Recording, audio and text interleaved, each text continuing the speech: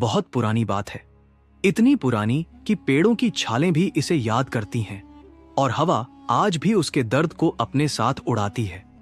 उत्तर के बर्फीले पहाड़ों और दक्षिण के विशाल जंगलों के बीच बसा था कांचपुर राज्य। सुबहें सफेद धुंध से भरी रहती और रातें तारों का ताज पहने उतरती थीं। लेकिन इस खूबसूरत राज्य की सबसे अनोखी पहचान था एक पुराना विशाल अद्भुत महल, जिसके मुख्य दरवाजे पर 2 सोने के सिंह खड़े थे और महल के ऊपर की सबसे ऊंची मीनार जंगल के किसी रहस्य की तरह हमेशा अंधेरे में डूबी रहती थी। इस महल में रहती थी राजकुमारी अन्विता, काली चमकती आंखें, लंबे घुंघराले बाल और चेहरे पर ऐसी मासूमियत जो यह विश्वास दिलाती कि यह दुनिया अभी भी अच्छी है। लेकिन हर सुंदर चेहरा अपने साथ एक कड़वा सच भी छुपाए होता है। राजकुमारी अन्विता भी ऐसी ही एक भयानक किस्मत में बंधी हुई थी। लोग कहते थे कि जंगल में एक दुष्ट मायावी रहता है। उसका नाम था अग्निशाप। वह कभी इंसान था, लेकिन लोभ और काली विद्या ने उसे राक्षस बना दिया था और वही कभी कभी रातों में महल के पास देखा जाता था। लेकिन अन्विता, उसे जंगल से डर नहीं लगता था। वह रोज महल से निकलकर जंगल के पास वाले झील तक जाती। और पता है क्यों? क्योंकि वहीं उसने सबसे अनोखी दोस्ती की थी। एक दिन जब राजकुमारी सिर्फ 10 साल की थी, वह अपनी नौकरानियों से छिपकर झील किनारे खेलने आई। वह झील बहुत खूबसूरत थी। हरी पत्तियों की छाया, हल्की धूप और पानी इतना साफ कि जैसे नीला आसमान नीचे उतर आया हो। राजकुमारी पानी पर तैरते पत्तों को हाथ से हिला रही थी कि अचानक छपाक किसी चीज के पानी में गिरने की आवाज आई। वह चौंक गई। पानी की सतह टूटी और वहां से एक छोटा सा गंदा सा फटा हुआ लाल दुपट्टा ओढ़े बंदर बाहर निकला। चेहरा थोड़ा कटा हुआ, आंखों में अजीब सी मासूम चमक और चाल में अनजानी शर्म। राजकुमारी, धीरे, तुम कौन हो? बंदर ने कोई जवाब नहीं दिया, बस अपनी बड़ी काली आंखों से उसे घूरता रहा। उस पल किसी को भी समझ नहीं आया, लेकिन दोनों के बीच एक ऐसी इनविजिबल डोर जुड़ गई जो आने वाले सालों में एक ऐसा तूफान बनकर उभरेगी जिससे पूरा राज्य हिल जाएगा। राजकुमारी ने उसकी ओर हाथ बढ़ाया। बंदर पीछे हट गया, लेकिन जब राजकुमारी मुस्कुराई, वह डरते डरते उसके पास आ गया। उस दिन से दोनों की मुलाकातें शुरू हुईं। अन्विता उसे नाम से बुलाने लगी। पीयू। क्यों? क्योंकि वह झील के पास हमेशा चिड़ियों को देखते हुए उनकी आवाज की नकल करता। पीयू चुप रहता था, डरा हुआ, जैसे अंदर कोई बहुत भारी राज दबा हो। लेकिन राजकुमारी, वह उसके साथ ऐसे पेश आती जैसे वह कोई खिलौना नहीं बल्कि इंसान हो। साल बीतते गए, राजकुमारी जवान हुई, पीयू भी बड़ा हुआ। लेकिन जैसे जैसे समय बीतता गया, पीयू का चेहरा दुख से भरता गया। कभी कभी रात में वह जंगल की ओर भागकर चीखता, जैसे कोई उसे पुकार रहा हो। राजकुमारी के दिल में डर बैठ गया कि कहीं वह उसे खो ना दे।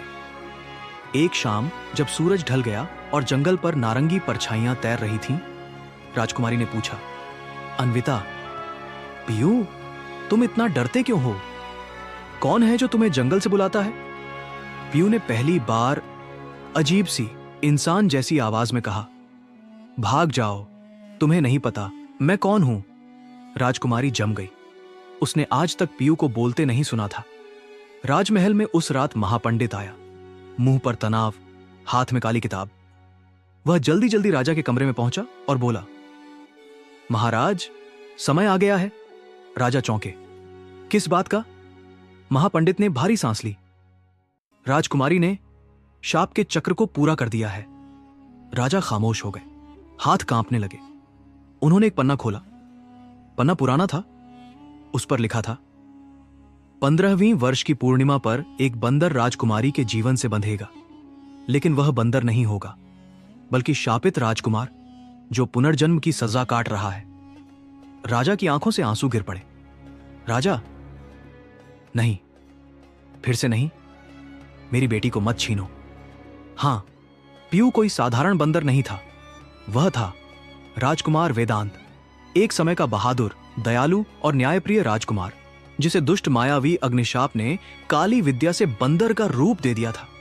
और अब राजकुमारी उसकी एकमात्र मुक्ति थी, लेकिन मुक्ति हर बार सुख नहीं लाती।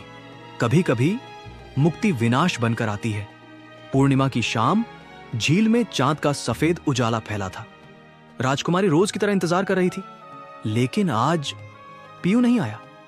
जंगल असामान्य रूप से शांत था, हवा बंद, झील की सतह ठहरी हुई, जैसे समय थम गया हो। अन्विता घबराई। वह झील के किनारों पर पीयू को ढूंढने लगी। अचानक अन्विता एक कांपती हुई आवाज आई। वह मुड़ी। पीयू था, लेकिन डर से आधा मरा हुआ। उसकी आंखें इंसानों जैसी लग रही थीं। उसकी आवाज तार तार, आज मत रुकना, भाग जाओ, अग्निशाप जाग गया है। राजकुमारी उसकी ओर बढ़ी। पीयू, तुम। अचानक जंगल के अंधेरे से लाल आंखों की एक जोड़ी उभरी। हवा में धुआं फैल गया, पत्तियां कड़कड़ाईं, पेड़ों की शाखें मुड़कर एक दूसरे को खरोंचने लगीं, और फिर अग्निशाप सामने आया। आधा इंसान, आधा छाया और पूरा विनाश। अग्निशाप ने पीयू को देखा और हंस पड़ा। अग्निशाप गर्जना में, तुम सोचते हो शाप कभी टूट सकता है? तुम सोचती हो राजकुमारी तुम्हें बचा लेगी? वह जमीन पर मुट्ठी मारता है। धरती कांपती है। राजकुमारी चीख पड़ती है। पीयू उसे ढंक लेता है। अग्निशाप आगे झुकता है और थूकता है, तुम एक जानवर थे और एक जानवर ही मरोगे। पीयू गुस्से में कांपने लगता है। उसके शरीर में कुछ बदलने लगता है। हड्डियां खिंचती हैं, आंखें लाल होने लगती हैं, सांस भारी। राजकुमारी चिल्लाती है, पीयू! लेकिन तभी जंगल के बीच से एक तेज सफेद रोशनी चमकती है। हां, उस दुष्ट मायावी के चेहरे पर डर उतरा हुआ था, क्योंकि वह रोशनी किसी साधारण इंसान की नहीं थी। वह थी एक प्राचीन अर्शे, जिसे लोग जंगल का रक्षक कहते थे, जिसने सालों पहले वेदांत राजकुमार को इस शाप से बचाने की कोशिश की थी। आर्शी की आवाज पहाड़ों की तरह भारी थी। वेदांत, पीछे हटो, शाप का दूसरा चरण आज रात सक्रिय होगा। राजकुमारी चौंकी। वेदांत, वह बंदर? पीयू, या कहें वेदांत, धीरे धीरे पीछे हटने लगा। शरीर कांप रहा था। राजकुमारी का दिल थम गया था, जिसे वह अपना दोस्त समझती थी, जो एक मासूम बंदर जैसा लगता था। वह वास्तव में एक राजकुमार था, जो अपने ही टूटे हुए अतीत में जी रहा था। अग्निशाप खिसियाकर बोला, हा हा हा, इतने साल बाद भी तुम उसे नहीं रोक पाए राशे। वह राजकुमारी की ओर इशारा करता है। उसी ने इस चक्र को पूरा किया है। उसी के कारण शाप का अंतिम चरण शुरू होगा। राजकुमारी कांपती आवाज में, मैंने क्या किया? अग्निशाप आगे बढ़ता है। उसकी आवाज जहर से भी ज्यादा जहरीली। जिस दिन तुमने उसे पहली बार छुआ था, उसी क्षण शाप का ताला खुल गया था। राशि चिल्लाते हैं, अग्निशाप, बस! लेकिन देर हो चुकी थी। वेदांत जमीन पर गिर पड़ा। शरीर मरोड़ खाने लगा। हड्डियां चटकने की आवाजें, त्वचा पर उभरती लाल नसें, आंखों में इंसानों वाला दर्द और दिल में दहाड़ती पशु जैसी सिसकारियां। वह रूप बदल रहा था, लेकिन बंदर से इंसान नहीं, इंसान से दानव की ओर। राजकुमारी रो पड़ी। वेदांत, पीयू, मुझे देखो। लेकिन वेदांत की आंखों में अपने लिए पहचान बची ही कहां थी। वो आंखें अब लाल थीं, अत्यंत लाल। आर्शी ने कहा, अन्विता, पीछे हट जाओ, वह अभी कुछ भी कर सकता है। लेकिन राजकुमारी आगे बढ़ती रही। अन्विता टूटती आवाज में, नहीं, मैं उसे छोड़कर नहीं जाऊंगी। वह मेरी वजह से इस दर्द में है, तो इसे मैं ही खत्म करूंगी। अग्निशाप मुस्कुरा उठा, तो तुम ही उसका अंत बनोगी। वह एक काली ऊर्जा का गोला बनाता है। जमीन जलने लगती है, पेड़ राख में बदलने लगते हैं। पर तभी वेदांत अपनी आखिरी इंसानी ताकत से राजकुमारी को धक्का दे देता है। धक्का इतना जोर का था कि वह झील के किनारे लुढ़कती चली गई। वेदांत अब लगभग दानव रूप में दहाड़ता है। अग्निशाप हंसता हुआ, आजा राजकुमार। दोनों एक दूसरे की ओर दौड़ते हैं। मिट्टी उड़ती है, पेड़ टूटते हैं, हवा धधक उठती है, धरती कांपती है। पीयू, या कहें वेदांत, पूरी ताकत से लड़ता है, लेकिन हर बार उसे घायल करता जाता। राजकुमारी चीखती रहती है, पर उसकी आवाज एक दानव के कानों तक कहां पहुंचती है। आर्शी मंत्र पढ़ते हैं, लेकिन अग्निशाप बहुत शक्तिशाली है। जंगल ने ऐसा दृश्य पहले कभी नहीं देखा था। हर जानवर अपनी बिल में छिप गया। चिड़ियां उड़ते उड़ते अचानक गिर पड़ी। हवा में राख तैरने लगी। जमीन लाल हो गई। राजकुमारी घबराई, टूटी हुई, बेबस दौड़कर आर्शी के पास पहुंची। उन्हें बचाइए प्लीज।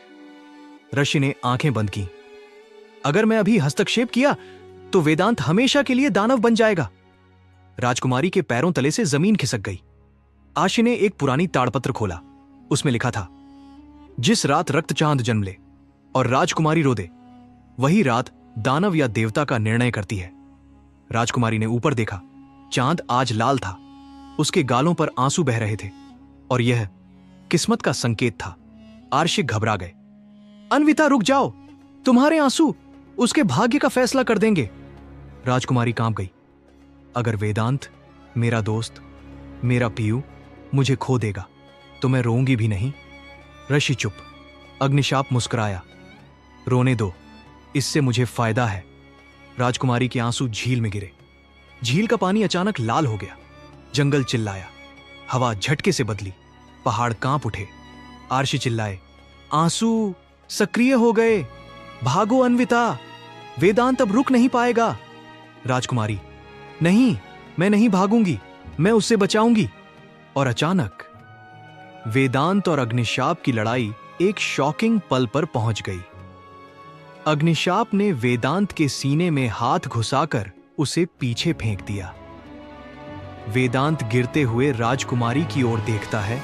वेदांत जमीन पर गिरा, अर्ध मानव, अर्ध जानवर, लेकिन अब आंखों में लाल रोशनी से पूरी दानवत्व की ताकत झलक रही थी। अग्निशाप आगे बढ़ा। अब तुम्हारा समय खत्म है राजकुमार। वेदांत ने गहरी सांस ली।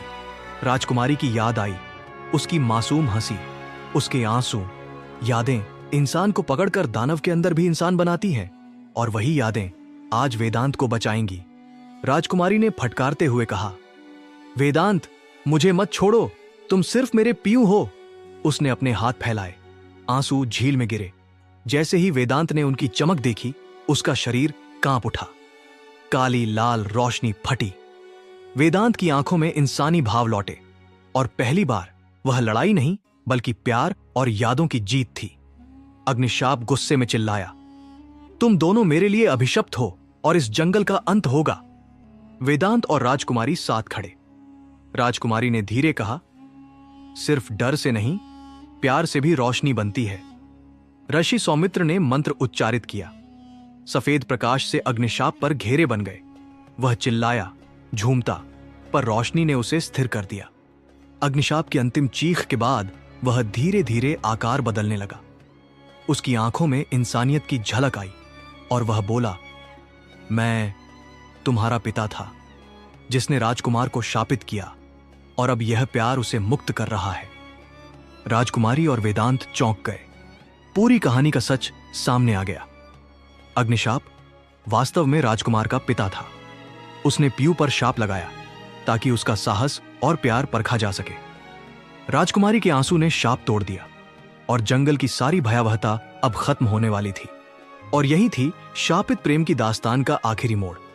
कभी कभी सबसे अंधेरा समय सबसे उज्जवल यादों की शुरुआत करता है, और जो शाप कभी डराता था वह आज प्यार में बदल गया। अगर आपको यह कहानी पसंद आई तो लाइक और सब्सक्राइब जरूर करें। नीचे कमेंट में बताइए कि आपको सबसे ज्यादा कौन सा मोड़ रोमांचक लगा। और हां, अगले वीडियो की पूरी कहानी देखने के लिए घड़ी की घंटी दबाना मत भूलिए, क्योंकि हर कहानी में है नया जादू, नया रोमांच, और शायद अगली बार हम आपको एक और शॉकिंग ट्विस्ट दिखाएं।